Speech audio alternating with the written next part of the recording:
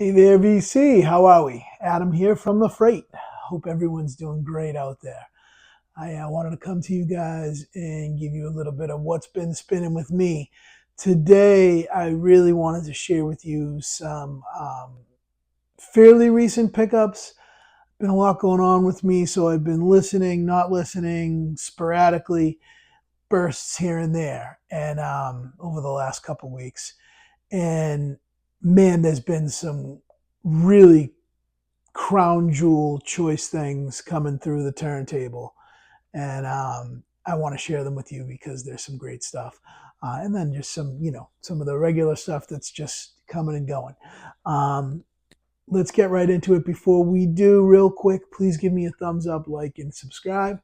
Love seeing all the new people that have come in to hang out and leaving comments and messages and all these things. So great to see you again and welcome back. And if you're new here, welcome for the first time. Let's get cracking. All right. First, this one I found at a record store while I was down on the Cape Cod. With the family, I popped into this record store called Spinnaker's that I hadn't been to before.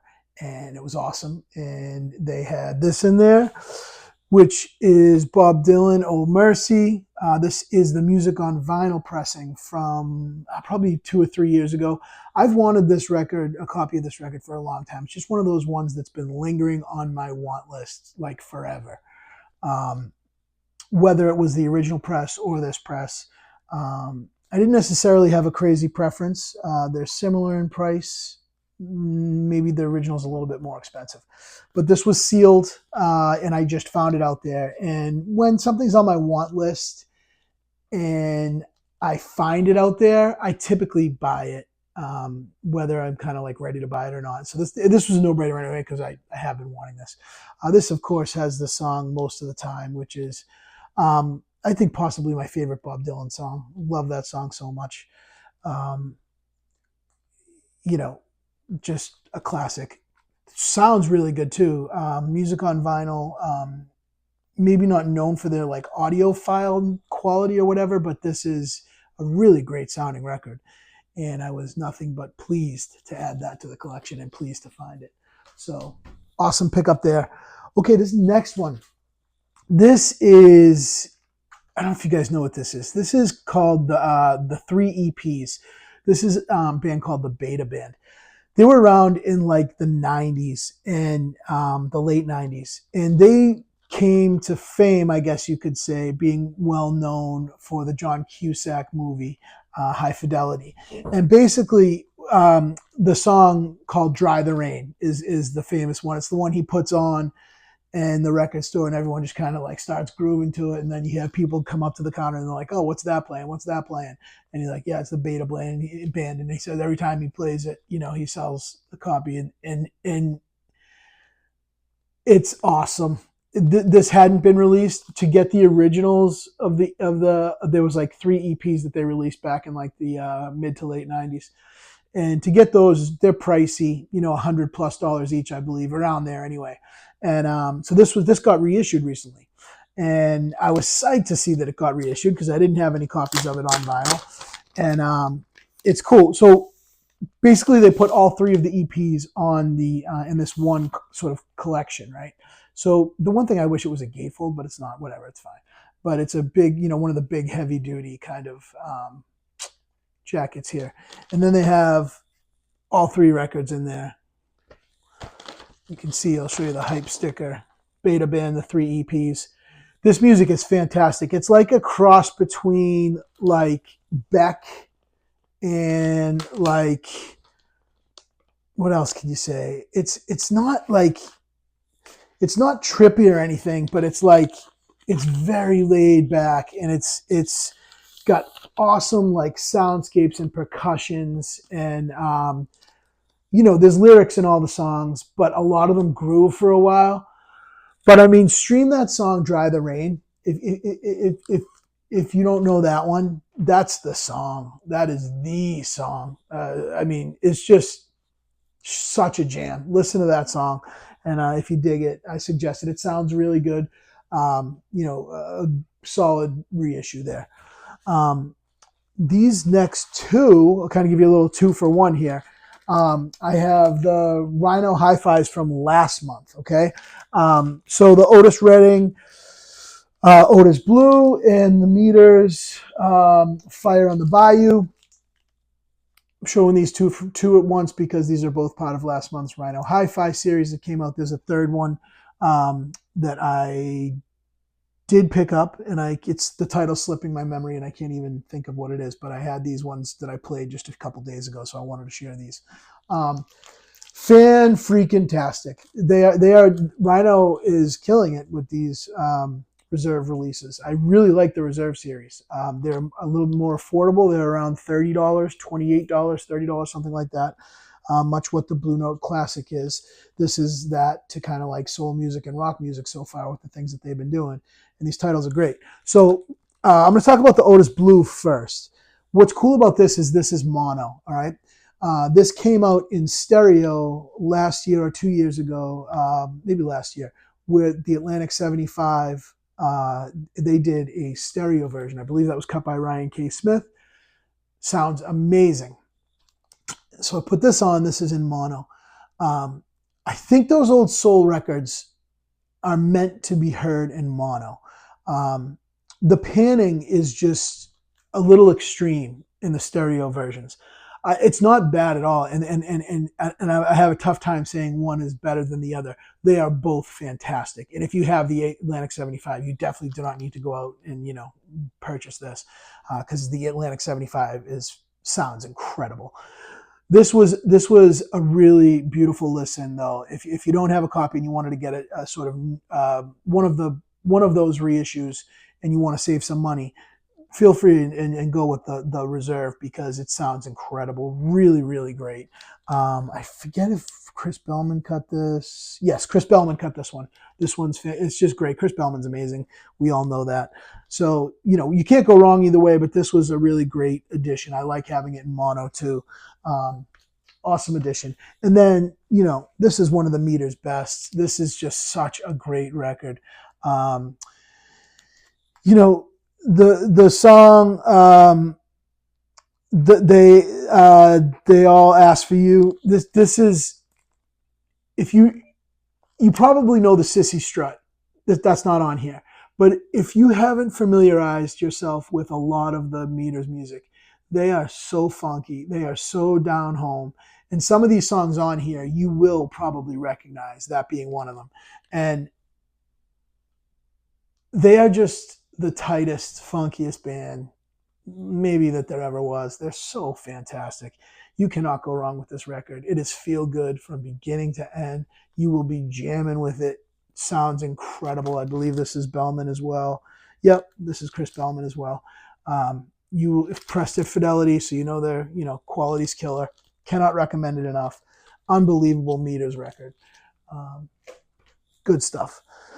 This next one was just a pickup that I had at my local a while back, probably months and months ago. I just revisited it because I remember it being great, and it was great, and it is great. This is Taj Mahal, The Real Thing. This is a concert, a live show. What's cool about this, right, is there's like Taj Mahal is calling him a blues guy is selling him short because he's not just a blues guy. He's a music guy. Like he's a blues guy, but he's also got some real kind of some southern country, almost bayou type things going on, like country things going on that are just down home and awesome and funky and soulful. And his lyrics are so witty and catchy and amazing. But you can see this is the lineup that he has here. You can see, so there's like horns, there's tubas, this in this record. This is a really good sounding live record. Not an expensive record either. I believe you can get this for a pretty reasonable price out there if you were ever looking to pick up some Taj Mahal. This is actually a great place to start. Super awesome record. Double record, 2 LPs in here. And yeah, The Real Thing, Taj Mahal. This is a really solid live record. Give it a listen if you haven't already. Next one, getting a little bit into the soul jazz kind of really jazz fusion world now. Billy Cobham, Magic. Billy Cobham, of course, played with some of the biggest names in jazz, including Miles Davis. He had his own fantastic solo career where he was just really blazing the way and keeping the way going for jazz fusion through the 70s. And he has a few just banger records, this being one of them. This isn't a crazy expensive record either. This is an original press, Columbia. I cannot recommend this enough. Cannot recommend this enough. If you're into jazz fusion even a little bit, or if you're into jazz, it does go into that. It's soul jazz as well. I cannot recommend this enough. Has some vocals on it, but not a lot. But it's super accessible, super funky, and sounds incredible. Billy Cobham. Check out his Billy Cobham's record from the 70s. Very fantastic stuff going on right there. While we're in that kind of soul jazz realm, there really isn't anyone that was doing it better than Donald Byrd in the 70s, in my opinion. Donald Byrd has so many. I mean, I think about that kind of soul jazz world in the 70s, and Donald Byrd is definitely one of the first people that come to mind. I think he was doing it as well as anybody. This is one of his lesser known records from that time period called Caricatures. This has some vocals on it, has some female vocals in there that are singing sort of, not necessarily lead vocals, but vocals that are just kind of floating above what's going on. And it's really beautiful, really soulful record. Sounds incredible. This is on that blue with the white B Blue Note label from the 70s there. Absolutely fantastic record. This is, again, isn't one of his better known ones. This you can get, I think I bought this for like $12 when I got it. So again, not a crazy expensive record. But Donald Byrd, this era of the 70s, for my money, it doesn't get better than this. Fantastic record. Sounds incredible. Really awesome stuff there. Okay, just a few records left here. This next artist came to me. My neighbor actually turned me on to him, and he's just someone I didn't know. So, and correct me in the comments if I make any of these statements wrong about him. But this dude's name is Steven Wilson Jr. If you guys know him, I'm obviously late to the party. I'm not the best keeping up with new music or modern artists necessarily. But Steven Wilson Jr. So this guy came famous, my understanding, is through YouTube. And he is just a super talent. He plays a nylon string acoustic guitar. He uses these unbelievably beautiful effects, reverbs, and sort of soundscape things to complement the sound of the acoustic guitar just beautifully. And he's a fantastic player. He's very percussive, and his songs and his voice, it's this country twang thing going on, but it's not, I wouldn't call it country. It's so much more than that. It's just music. It's beautiful. His songwriting is beautiful. This record's called Son of Dad. I got the deluxe edition. It's 3 LPs. I got this on Discogs. I think it's just like the sort of regular price. Maybe I paid $40 for it, $45 for it, something like that. But once I heard him, you can Google him. You look him up on YouTube and see what he's all about. The record sounds really good sounding records, good representation of his sound. I was worried about like a modern pressing, not living up to like what you're seeing when you're watching him on YouTube, but this sounds really good. And you do get, you get the full gist of what he's doing with his sound, with his whole sound thing going on this record. Excellent songs. I guess his dad passed away not too long ago. And, I believe this record was in tribute to him, and there's a whole story regarding him and his life, and he's a very interesting guy, and I encourage you to do your own digging on him. I'm very glad that I found him as an artist. He's incredible. Cannot recommend this one enough either, and just Steven Wilson Jr. in general. All right, I have a couple, 2-3 records left here, and I just want to, these are, I'm putting in the same kind of category. These are 3 kind of like audiophile gems that I found, and that's the first thing I want to hammer home about these last three is the music on them is beautiful and amazing and engaging in every level, and this is the same for all three. But the sound quality is that next level. It is that audiophile thing, whatever that audiophile thing is. It is, they're beautifully clear, beautifully full-bodied in the bass, all the way up through the treble, with the vocals and the mid-ranges just ringing out in the decays of the reverb, the whole 9 yards. Beautiful, beautiful records. I'm going to start with this one. You guys remember I did a whole, well, you might remember, if not, you can look back in my videos. I did a whole review of the Katie Lang Ingenue one step that came out, which was fantastic. Really drew me in like a record has not in a long, long time, and to where that's one of my probably most regular listen to records at this point. Fantastic one step, just amazing. That led me down. I'm sorry I forget your name, but one of my listeners mentioned to me about exploring some other Katie Lang records, and this was one of them, Songs of the 49th Parallel. This is fan-freaking-tastic. You guys might know this. It was new to me, so I was very thrilled to pick this up. This is Katie Lang doing a lot of covers on here, including some Neil Young covers. She does After the Gold Rush. There's, let me get the exact covers that are on here so you can. So After the Gold Rush, Helpless, both Neil Young songs.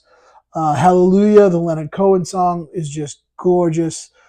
This record is top to bottom fantastic, and the sound is ridiculously great. I mean, like, ridiculously great. I know that's a silly thing that I say. It's open, it's organic, beautiful. Her voice is one of the most engaging female vocals I can think of, and I'm truly glad that I've kind of like explored her a little bit. Katie Lang, Songs from the 49th Parallel. Oh, sorry, not songs. Hymns of the 49th Parallel. Beautiful record. Cannot recommend that one enough. Next, In That Kind of World, I saw this one. Rob Wasserman's an incredible bass player. Rob Wasserman duets. I just saw this at my local probably like a month ago. Actually, I was with Emma for 8 Vinyl Low. If you guys don't know her, she has an awesome channel called 8 Vinyl Low. She was in Boston visiting, and I met up with her, and we went to my local record store, and this was there. And I know Rob Wasserman and know what an incredible musician he is. And I saw this record called Duets with all these amazing people: Bobby McFerrin, Aaron Neville, Lou Reed, Dan Hicks, Ricky Lee Jones. Fantastic stuff, right? Really, really great stuff here. And come to find out, I brought it home. It was a $20 record I bought it for. I brought it home, listened to it. Oh my God. Ridiculous how incredible this record sounds. Just ridiculous. So come to find out, I looked it up on Discogs to put it in, and all the comments are like, oh, this is like an audiophile classic, and no wonder why this is such a famous record. I had no idea. I just bought it because I know Rob Wasserman and the other musicians on the record, and figured I would want to hear this. And oh my God, am I glad I did. This is a killer. This is an absolute killer record. Again, you get that acoustic bass thing, but you also have the songs that are on here are killer. The one with Lou Reed has this electric guitar in it that is one of the coolest sounding electric guitars I've ever heard recorded. It's really badass. Fantastic stuff. Rob Wasserman duets, really a little gold nugget here. Really fantastic stuff. Okay, the very last one. I have to thank Tim from University of Vinyl for turning me on to this. I had heard about this, maybe it's some people talking about it before, and just never like clicked or whatever. And then I was watching one of Tim's recent episodes where he talked about it, and he's like, yeah, I pulled it out and listened to it recently, something like that. And he's like, this was just a sonic, I forget what he said, but a sonic masterpiece. And oh my God, is he right? And so that made me go out and purchase it on Discogs. I want to say I paid around like between $35 and $40 for it. So this is Chris Isaak, Heart-Shaped World. was a Record Store Day essential in 2022. I did not buy it. I bought it recently. And it's on white vinyl on the Sun label. And if you know, you know, I'm obviously late to the party on this, but are you kidding me?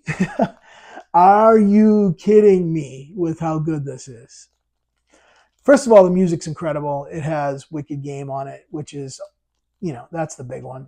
That's the one that everyone knows. But this record musically, let's put sound aside for a second. Musically, song structure, song wise, this record was one of the most enjoyable listens musically that I have had in a long, long time, because I went into it kind of cold. Obviously I know Wicked Game, but I don't really remember too many other songs off this record. It's fantastic. Musically, it's fantastic. The songs are great. Wicked Game is next level. And, I have, the memories of being a kid and seeing that video. And, with the supermodel, I forget her name, but she was the Sports Illustrated swimsuit model, and they were on the beach. And, I remember thinking how uncomfortable she must have been, because she was covered in like the most coarse, like dry sand ever.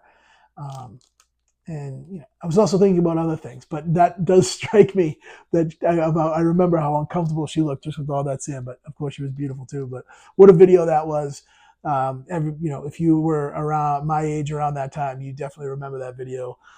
Incredible song, incredible music, incredible record. The sound on this is this might be one of the best sounding records in the collection. It truly is that good. It's ridiculous how good this record sounds. It's difficult to find other words. I'm words. I'm using them all. It's great. Cannot recommend this enough. Musically, sound quality wise, top to bottom, fantastic. So there you have it. That's what's been across the turntable lately. That's what's been spinning. I hope you guys are all having a great summer. My summer's going really well, and I appreciate all the support you guys have given me. If you are interested in supporting the band, my band, The Freight, we did just release a record. It came out a little over a month ago now. It's doing really well. We have some copies left, some hard copies left. We've gotten some great response from the vinyl community.